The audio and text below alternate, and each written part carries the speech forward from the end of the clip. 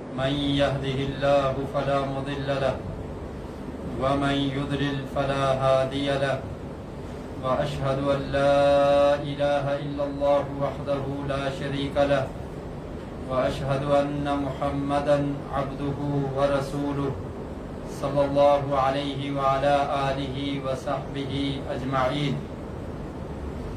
أعوذ بالله السميع العليم من الشيطان الرجيم. بسم الله الرحمن الرحيم.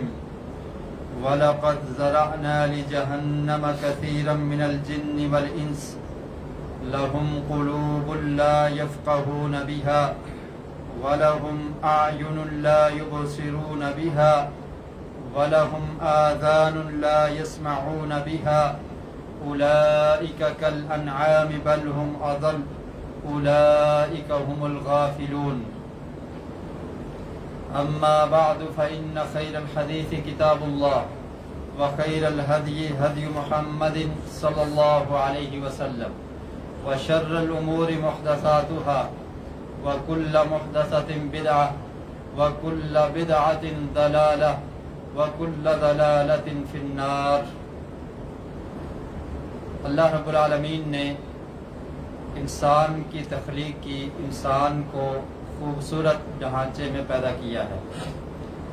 اس کے جسم کے تمام اعضاء نہایت ہی بہترین ترکیب کے ساتھ اور بہترین انداز سے اس کو بنایا اور اس کی تخلیق کو احسن تقویم کہا.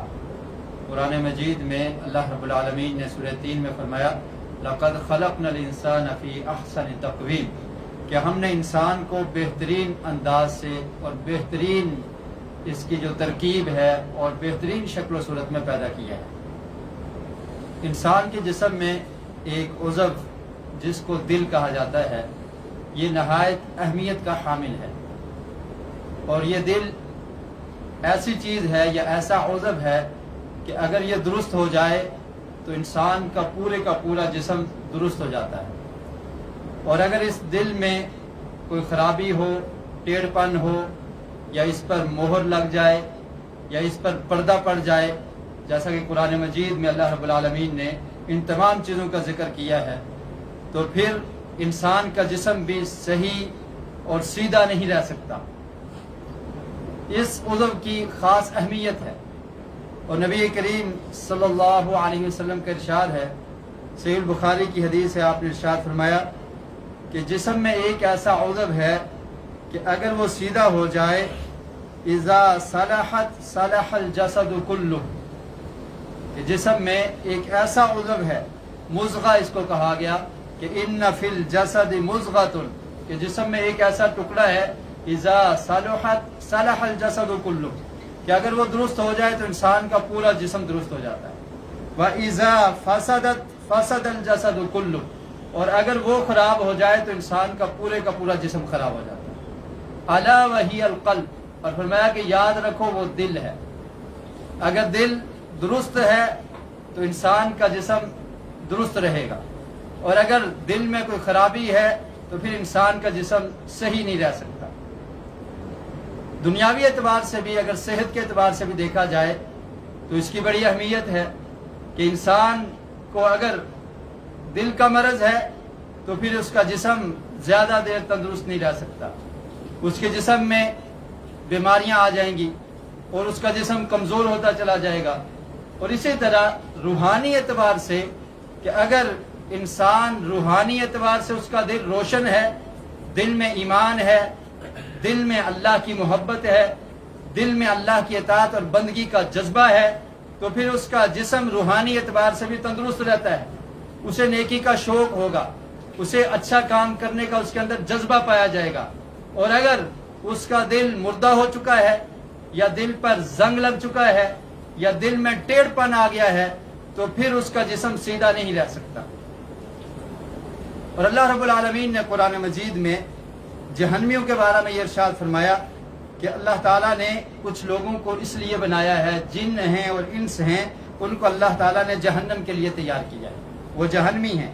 وَلَقَدْ ذَرَأْنَا لِجَهَنَّمَ كَثِيرًا مِنَ الْجِنِّ وَالْإِنسِ، کہ ہم نے بہت سارے لوگوں کو جن اور انسانوں میں سے جہنم کے لیے ہم نے تیار کیا ہے، پیدا کیا ہے. लहुम कुलूबुन ला यफ़क़हून बिहा, उनके दिल हैं लेकिन दिल से वो समझते नहीं हैं। दिल तो हर इंसान के अंदर मौजूद है, लेकिन ये मुनकर, ये काफिर, जो इनकार करने वाले हैं, जो अल्लाह की बात को कबूल नहीं करते, उनके पास भी दिल मौजूद है। और अल्लाह ताला ने ये दिल इंसान को इसलिए दिया कि ताकि ये गौर व फिक्र करे, ये समझने की कोशिश करे, ये अपनी तख्लीक के मकसद को समझे, अल्लाह ताला की निशानियों को समझे, और फिर गौर व फिक्र करके तदब्बर करके अपने खालिक और मालिक को पहचाने और उसकी इताअत और बंदगी में ये जिंदगी बसर करे।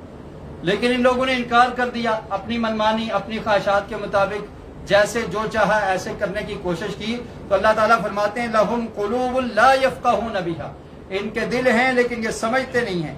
वलहुम अयुनुन ला युबसिरून बिहा, और इनकी आंखें हैं लेकिन उनसे देखते नहीं हैं।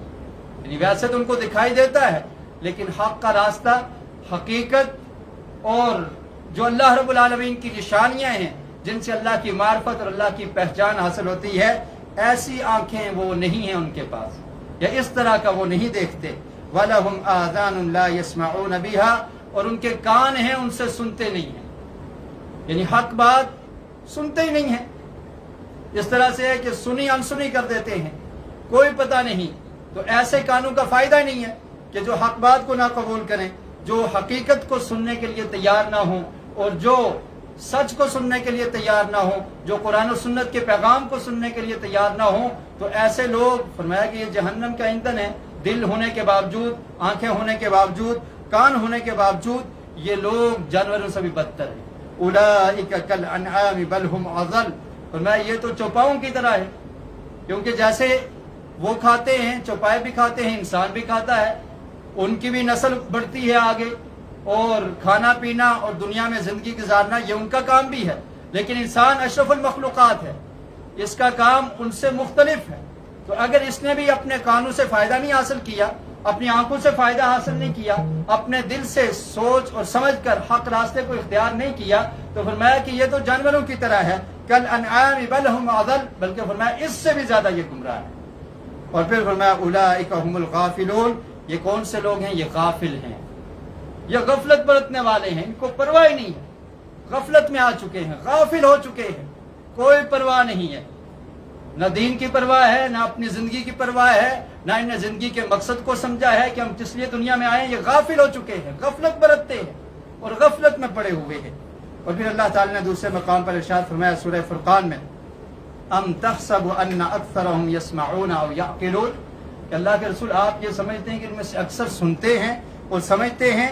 इनहुम इल्ला कल अनआम बल हुम अज़ल्लु सबीला, ये तो जानवरों की तरह हैं बल्कि इनसे भी ज्यादा गुमराह है, क्योंकि इनका सुनना और समझना इस लिहाज से दुरुस्त नहीं है कि ये सुनकर समझकर उससे फायदा नहीं हासिल करते, अपने खालिक और मालिक को पहचानते नहीं। और जो इंसान अपने रब को पहचान लेता है, अपनी जिंदगी के मकसद को समझ लेता है, उसे इस्लाम की समझ आ जाती है, वो मुती और फरमाबरदार बन जाता है, तो उसके बारे में अल्लाह ताला ने कुरान मजीद में फरमाया, अफमन शरहल्लाहु सदरहु लिल इस्लाम फहुवा अला नूरिम मिन रब्बिही, कि क्या वो शख्स जिसके सीने को हमने इस्लाम के लिए खोल दिया है, जो समझ चुका है इस्लाम को, जिसने इस्लाम को कबूल कर लिया है, जो अल्लाह की इताअत और बंदगी और फरमाबरदारी को कबूल करता है और उसके मुताबिक जिंदगी बसर करता है, फहुवा अला नूरिम मिन रब्बिही, तो अल्लाह ताला ने उसको अंधेरों से निकाल दिया है, उसके पास एक रोशनी है, नूर है उसके पास, अल्लाह रब्बुल आलमीन की तरफ से उसको ये नूर मिला है।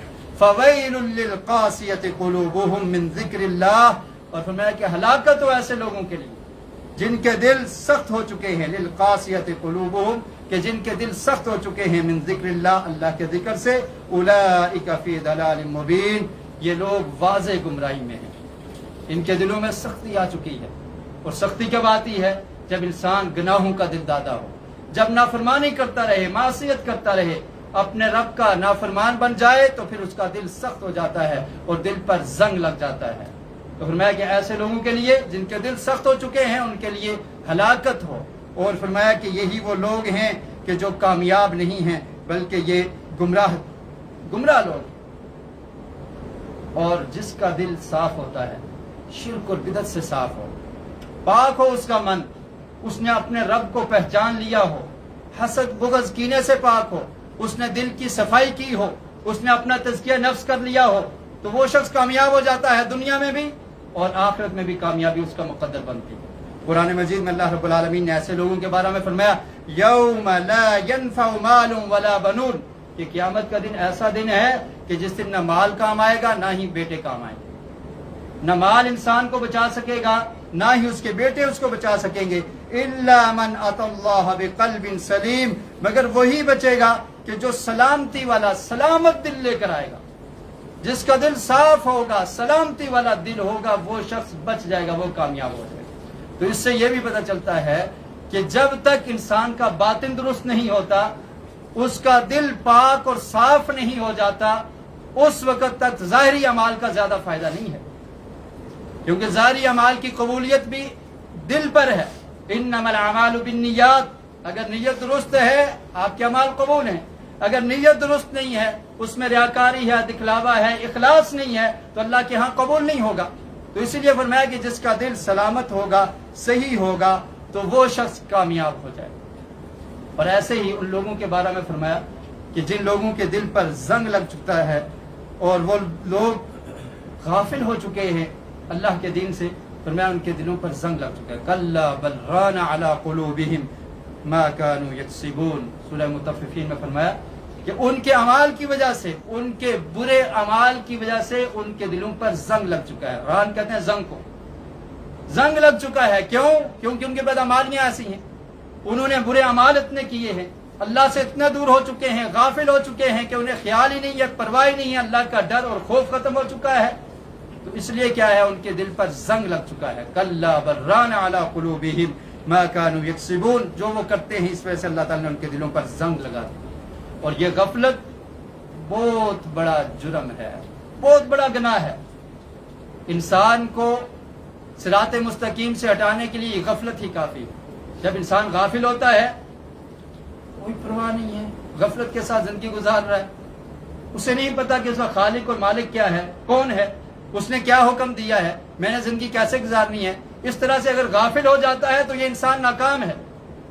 قرآن مجید میں سورہ انبیاء میں اللہ تعالیٰ نے ارشاد فرمایا اقترب للناس حسابهم وهم فی غفلۃ معرضون، فرمایا لوگوں کا حساب قریب آ چکا ہے۔ اقترب للناس حسابهم، حساب کا وقت قریب ہے، وهم فی غفلۃ معرضون، اور وہ غفلت میں اعراض کر رہے ہیں، منہ پھیر رہے ہیں، کوئی پتہ نہیں ہے ان کو، بس غافل ہیں۔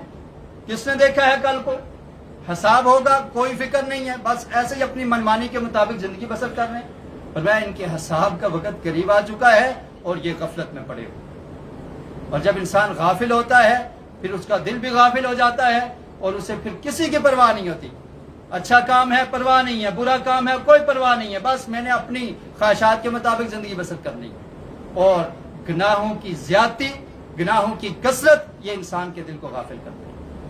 نبی کریم صلی اللہ علیہ وسلم نے ارشاد فرمایا ان العبد اذا اخطا خطیئۃ نکتت فی قلبہ، فرمایا کہ جب بندہ کوئی غلطی کرتا ہے، کوئی گناہ کرتا ہے، نکتت فی قلبہ نقطۃ سوداء، تو اس کے دل پر ایک سیاہ نقطہ لگ جاتا ہے۔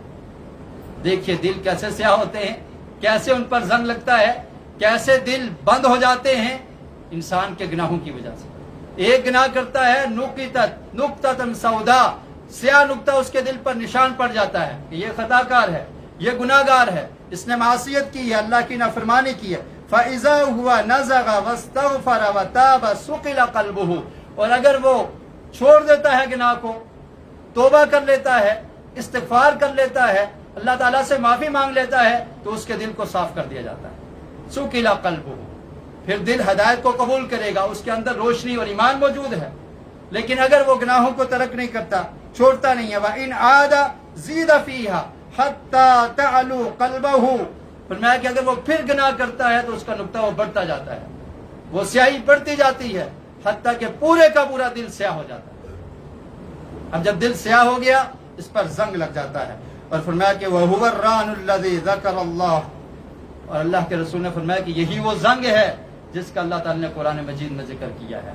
کَلَّا بَلْ رَانَ عَلَى قُلُوبِهِمْ مَا كَانُوا يَكْسِبُونَ، کہ یہ زنگ لگ چکا ہے ان لوگوں کے دلوں پر، مَا كَانُوا يَكْسِبُونَ، جو وہ کرتے ہیں، جو ان کی بدعمالیاں ہیں، جو ان کی ہاتھوں کی کمائی ہے، ان کی وجہ سے، ان کے گناہوں کی وجہ سے ان لوگوں کے دلوں پر زنگ لگ چکا ہے۔ اب قرآن و سنت اثر نہیں کرے گا، کیونکہ انسان کی طبیعت یہ بن چکی ہوتی ہے کہ میں نے سننا ہی نہیں ہے، میں نے سمجھنا ہی نہیں ہے، وہ اس کو قبول ہی نہیں کرتا۔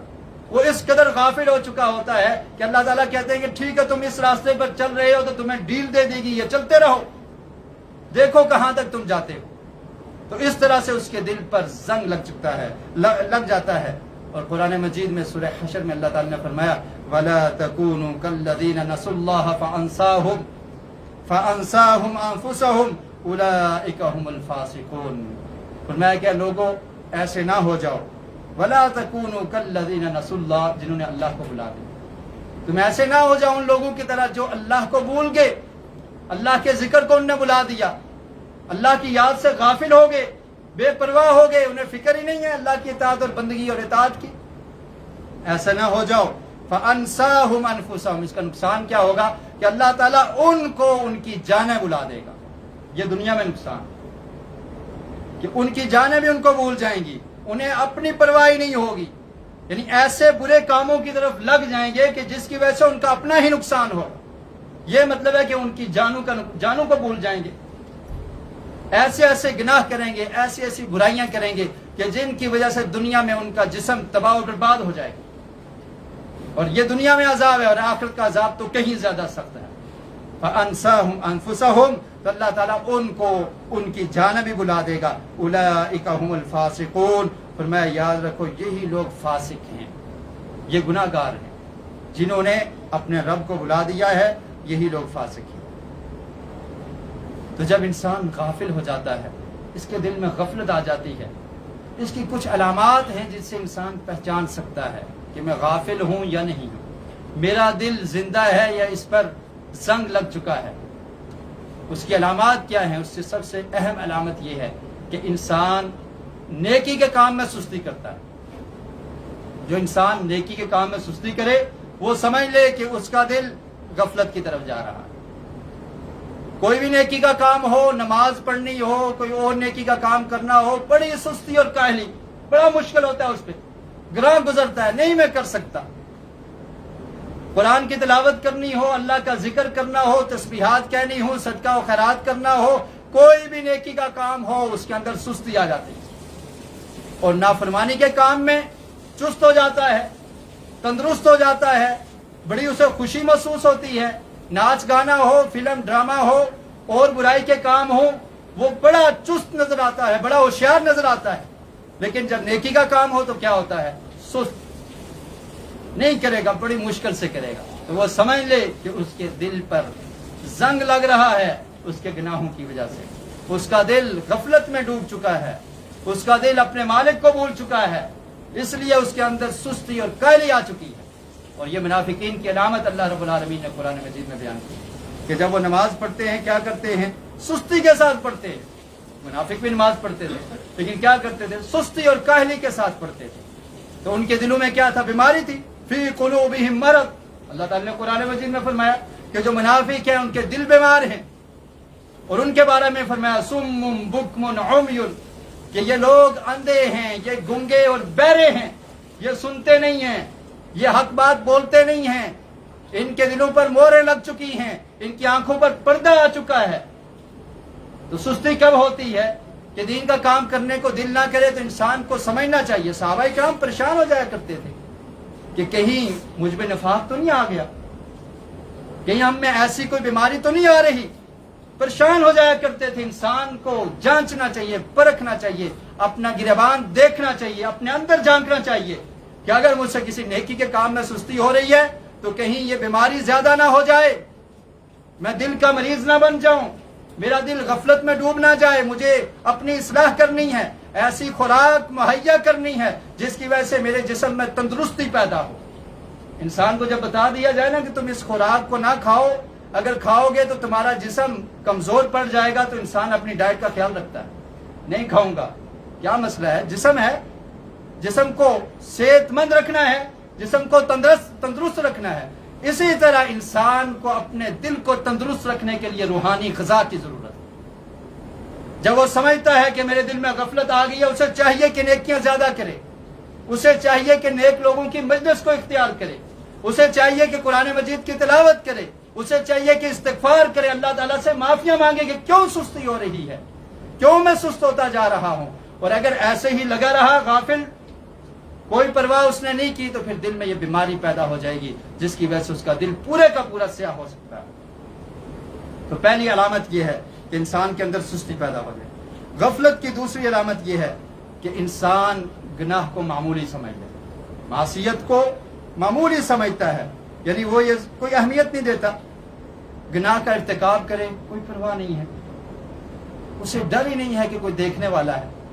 کبھی انسان لوگوں سے بھی ڈر جاتا ہے، شرما جاتا ہے کہ یہ گناہ میں کروں گا، میرے والد دیکھ رہے ہیں، والدہ دیکھ رہی ہے، کوئی اور عزت والا شخص دیکھ رہا ہے، میری بے عزتی ہو جائے گی معاشرے میں۔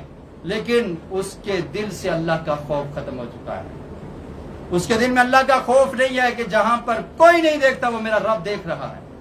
میرے دل میں اس کا خوف ہونا چاہیے، ڈر ہونا چاہیے۔ وہ معصیت کو، گناہ کو، اس کو اہمیت ہی نہیں دیتا، کوئی بات نہیں ہے، یہ تو گناہ ہو گیا، کوئی بات نہیں، کوئی پرواہ نہیں ہے۔ اور کچھ لوگ ایسے کوئی بات نہیں ہے، معافی مانگ لیں گے، یعنی بالکل پرواہ نہیں ہے، گناہ پہ گناہ ہوتا جا رہا ہے، کوئی پرواہ نہیں ہے، ایسے ہی زندگی گزر رہی ہے۔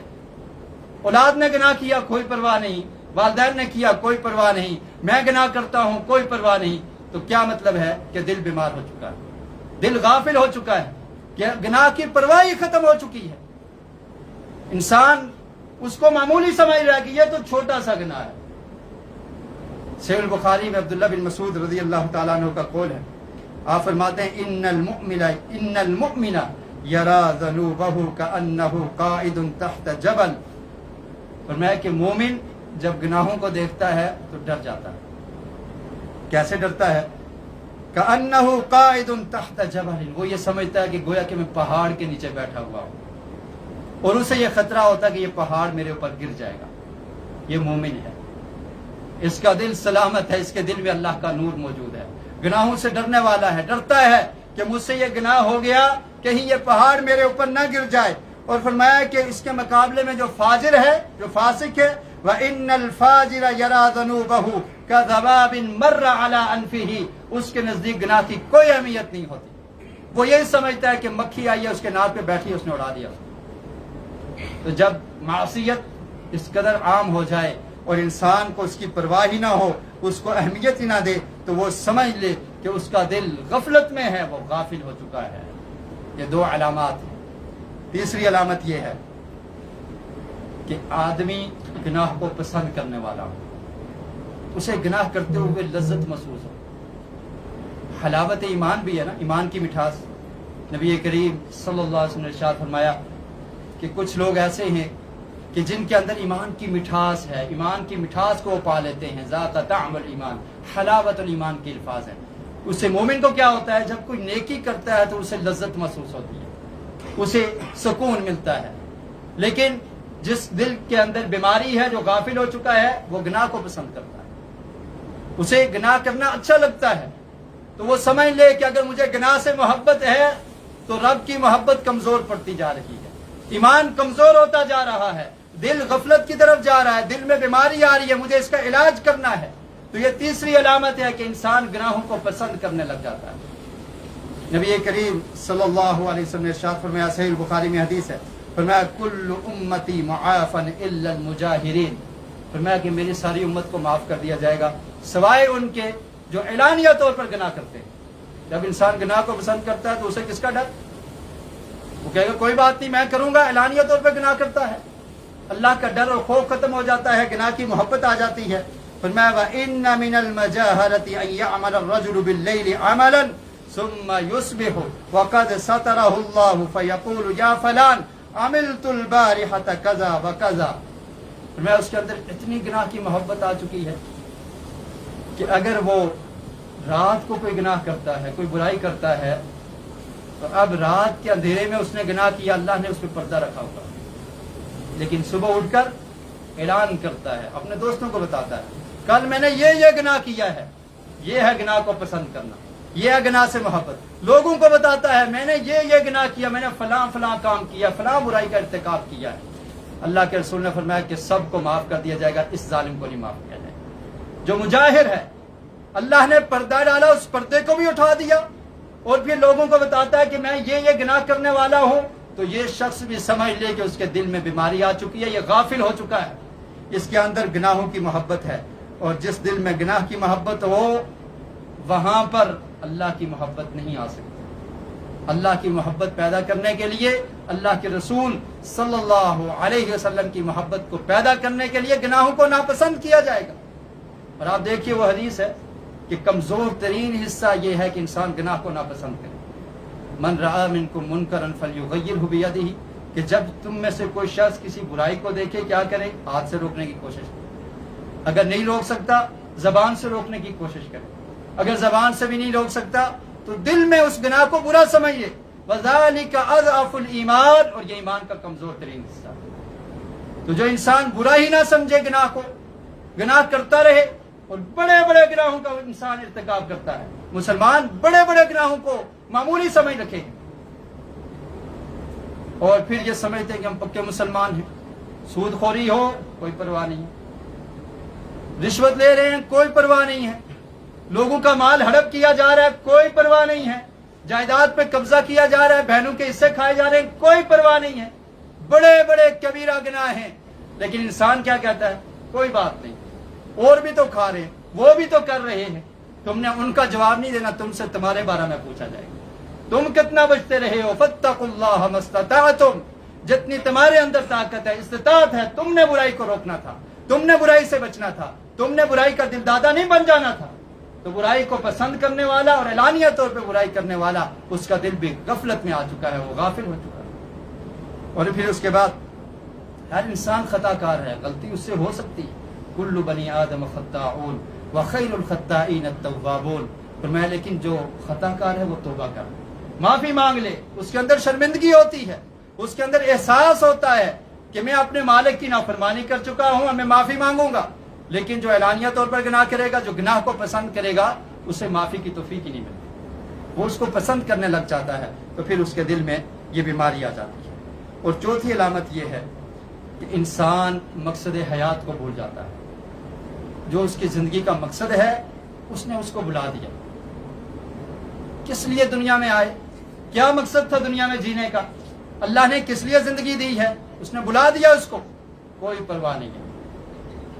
دنیا گزر رہی ہے، لوگ آئے چلے گئے، بس ہم نے بھی آئے ہیں ہم بھی چلے جائیں گے، اسے مقصد حیات کا، زندگی کے مقصد کا، پرپز آف لائف کا علم ہی نہیں ہے، جانتا ہی نہیں ہے، سمجھ لے کہ یہ غفلت میں ڈوب چکا ہے، اس کا دل غافل ہو چکا ہے کہ اس نے دل اللہ نے اس لیے دیا تھا کہ اللہ کی معرفت حاصل کرے، اللہ کی پہچان حاصل کرے، اور دل کا یہ مقصد ہے کہ انسان کی جو زندگی ہے اس کے مقصد کو پہچانے، اور اس کے دل نے کام کرنا ہی چھوڑ دیا، اسے پتہ ہی نہیں ہے مقصد حیات کیا ہے۔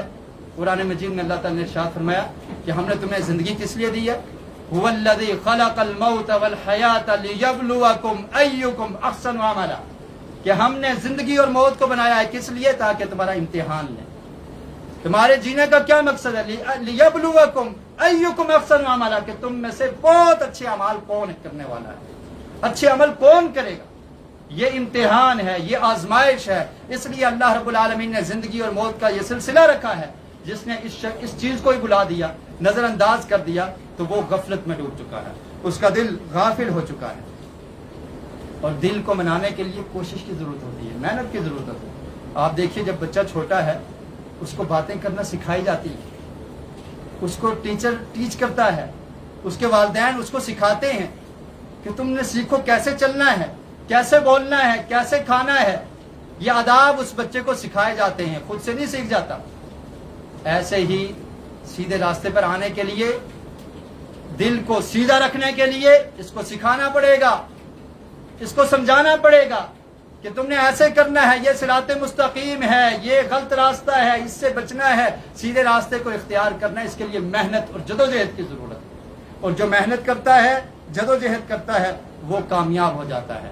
اور جس نے مقصد حیات کو بلا دیا تو پھر اس میں اور جانوروں میں کوئی فرق نہیں رہتا۔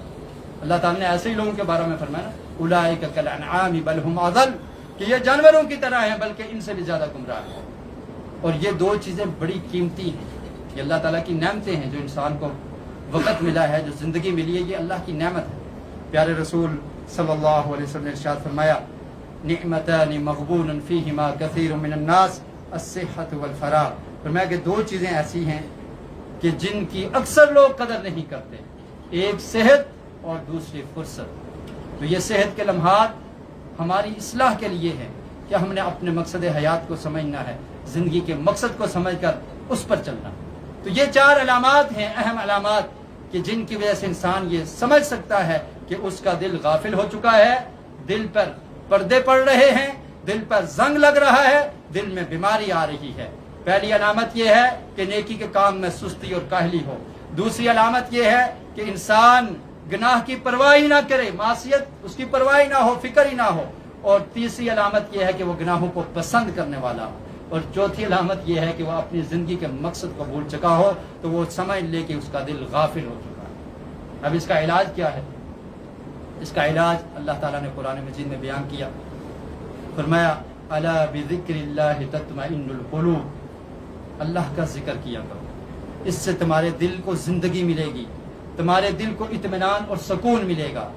اور اللہ کا ذکر کیا ہے؟ تمام کی تمام عبادات اللہ کے ذکر میں، نماز، روزہ رکھنا، قرآن مجید کی تلاوت کرنا، اس کو سوچ سمجھ کر پڑھنا، اللہ کے ذکر میں مشغول رہنا۔ جو انسان اللہ کی یاد میں مشغول رہتا ہے، ہمیشہ ذکر کرتا رہتا ہے، تو اس کا دل غافل نہیں ہوتا۔ آپ دیکھیے آقا علیہ الصلوۃ والسلام کی سیرت کو، فجر کے بعد اذکار، صبح و شام کے اذکار، ہر وقت اذکار، گھر سے نکلنے کی دعا، گھر میں داخل ہونے کی دعا، اور پھر اس کے بعد تمام معاملات میں اللہ کو یاد رکھنا، بسم اللہ پڑھ کر کام کا آغاز کرنا، کام کا اختتام ہو الحمدللہ کہنا، یہ ذکر ہے۔ اور سب سے افضل ذکر کیا ہے؟ نماز کو قائم کرنا۔ قرآن مجید میں اللہ تعالیٰ نے فرمایا اقیم الصلاۃ لذکری، میری ذکر کے لیے، میرے یاد کے لیے نماز کو قائم کیا کرو۔ اور جو شخص 5 ٹائم نمازیں پڑھتا ہے وہ غافل نہیں ہوتا۔ نبی کریم صلی اللہ علیہ وسلم نے ارشاد فرمایا کہ جو شخص 5 وقت نماز پڑھتا ہے وہ غافل نہیں ہے۔ اور جو شخص رات کو 100 آیات قرآن مجید کی تلاوت کر لیتا ہے، فرمایا کہ یہ عبادت گزاروں میں اس کا شمار ہوگا۔ تو غفلت سے نکلنے کے لیے اللہ کی بندگی اور عبادت کو اختیار کیا جائے، ہمیشہ اللہ کے ذکر میں انسان مشغول رہے۔ ایک صحابی نے اللہ کے رسول سے پوچھا کہ اللہ کے رسول کچھ ایسا عمل بتا دیں جو بہت ہی آسان ہو۔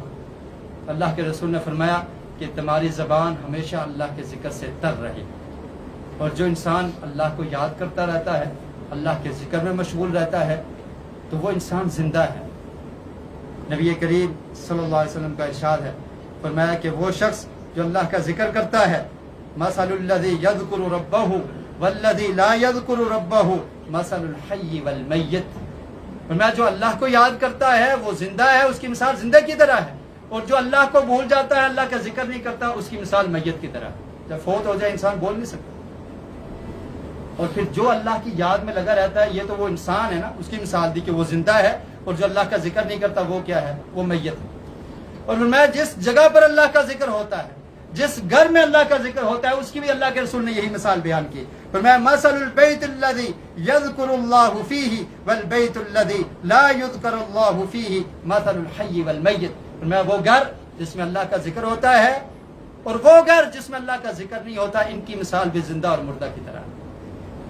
جس گھر میں اللہ کی یاد ہی نہیں ہے، ہمیشہ دنیا کی محبت، دنیا کی کامیابیاں، اسی کا تذکرہ چل رہا ہے، صبح و شام یہی باتیں چل رہی ہیں، یا یہ چل رہا ہے کہ کیسے پلاننگ کرنی ہے، کیسے لوگوں کے ساتھ سیاست کرنی ہے، کیسے دنیاوی معاملات اس میں ہم نے کیسے آگے سے آگے بڑھنے کی کوشش کرنی ہے، آخرت کی فکر نہیں، اللہ کا ذکر نہیں، فرمایا ان کی مثال ایسے ہی ہے کہ یہ مردہ ہے۔ اور جس گھر میں اللہ کا ذکر ہوتا ہے، فرمایا ان کی مثال یہ کہ یہ زندہ لوگ ہیں۔ اسی لیے اللہ کے رسول نے فرمایا کہ اپنے گھر کو قبرستان نہ بناؤ، نوافل جا کر وہاں پہ ادا کیا کرو، تاکہ تمہارے گھر آباد رہیں اور تمہارے گھر زندہ رہیں۔ اور غفلت سے دور رہنے کا بھی یہی طریقہ ہے، یہی علاج ہے کہ انسان اللہ کے ذکر میں مشغول رہے، اللہ کا ذکر کرتا رہے، اور اسی سے انسان کی زندگی ہے، اور پھر تبھی انسان غافل نہیں رہتا۔ اور جو شخص اللہ کے ذکر سے غافل ہو جائے تو پھر وہ غفلت کا شکار ہو جاتا ہے، پھر اس کے دل پر چھوٹے پڑ جاتے ہیں، اور پھر اللہ سے دعا بھی کرنی چاہیے۔ نبی کریم صلی اللہ علیہ وسلم نے ایک دعا سکھائی، फरमाया कि अल्लाह रब्बुल आलमीन की उंगलियों के दरमियान इंसानों के दिल है। तो अल्लाह से ये दुआ करनी चाहिए, या मुक़ल्लिबल क़ुलूब सब्बित क़ल्बी अला दीनिक, कि ऐ दिलों को फेरने वाले मेरे दिल को अपनी इताअत और बंदगी की तरफ फेर दे, अपनी इताअत और बंदगी की तरफ मेरे दिल को लगा दे। तो ये भी दुआ करनी चाहिए कि अल्लाह ताला तू मुझे सिराते मुस्तकीम पर चला कर। और फिर गफलत को दूर करने के लिए, दिल की बीमारियों को दूर करने के लिए अल्लाह का जिक्र ये सबसे बेहतरीन इलाज है। और इसके साथ साथ दुनिया की मोहब्बत को कम किया जाए, मालो मता की मोहब्बत, हिरस और लालच, इसको ख़त्म किया जाए। अगर ये दुनिया की मोहब्बत ज़्यादा होगी तब भी इंसान का दिल गाफिल हो जाता है, क्योंकि उसका मतमा नज़र ये होता है कि मैंने दुनिया में ही कामयाबी हासिल करनी है, वो आखिरत को भूल चुका होता है। तो फिर दिल में नरमी नहीं आती, दिल में सख्ती रहती है। दिल कैसे नरम होगा? इंसान आखिरत को याद करे, मौत को याद करे। अल्लाह के रसूल ने फरमाया, हाज़िमिल लज़्ज़ात, वो मौत जो लज्जतों को खत्म करने वाली है, जो ऐश और आराम को खत्म करने वाली है, इसको याद किया करो।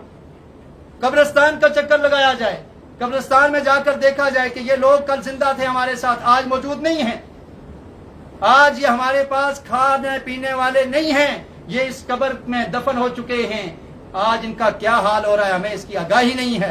कब्रिस्तान की जियारत की जाए, मौत को याद किया जाए, तब इंसान के दिल से ये जंग खत्म हो जाएंगे, तब इंसान के दिल में आखिरत की फिक्र पैदा होगी और फिर वो समझ जाएगा कि मेरे जिंदा रहने का क्या मकसद है। जब दुनिया की मोहब्बत ज्यादा होती है, औलाद की मोहब्बत ज्यादा होती है, और ये तमाम चीजें इंसान के दिल को गफलत की तरफ ले जाती है। कुरान मजीद में सूरह मुनाफिकून में अल्लाह ताला ने इरशाद फरमाया, या अय्युहल्लज़ीना आमनू ला तुल्हिकुम अमवालुकुम वला औलादुकुम अन ज़िक्रिल्लाह वमन यफ़अल ज़ालिका फ़उलाइका हुमुल ख़ासिरून।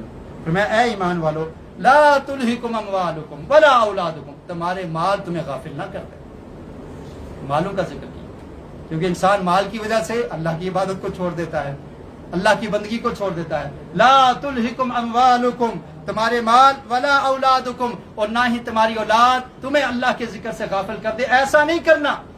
वमन यफ़अल ज़ालिक, और जिसने ये किया कि माल के पीछे पड़ के औलाद की मोहब्बत में उसने अल्लाह की बंदगी को छोड़ दिया, अल्लाह के जिक्र को तरक कर दिया, और मैं ये लोग खसारा पाने वाले हैं, ये नाकाम लोग हैं। फ़उलाइका हुमुल ख़ासिरून। तो माल की मोहब्बत को भी कम किया जाए, अल्लाह का शुक्र, अल्लाह की इताअत और बंदगी के लिए वक़्त निकाला जाए, तो इंसान के दिल में नूर ईमान पैदा होता है और दिल की सख्तियाँ दूर हो जाती हैं। अल्लाह रब्बुल आलमीन हमें सही मानों में कुरान और सुन्नत को समझने की और इस पर अमल करने की तौफीक नसीब फरमाए। व आखिर दावाना अल्हम्दुलिल्लाह।